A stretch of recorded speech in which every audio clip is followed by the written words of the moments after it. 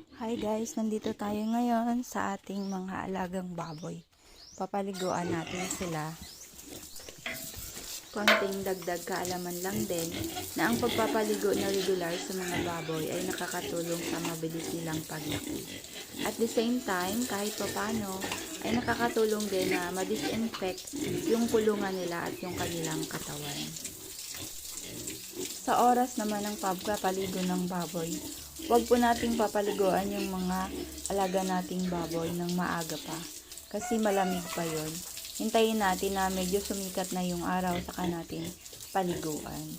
At saka kapag umuulan, hindi din po natin dapat paliguan yung ating mga baboy. Kasi lalo na kapag maliliit pa sila, yun din kasi minsan ang nagiging cause ng pagtatai nila.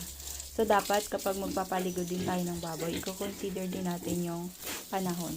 Paliguan lang natin sila kapag mainit. Kapag mainit ang panahon. Yun lamang guys.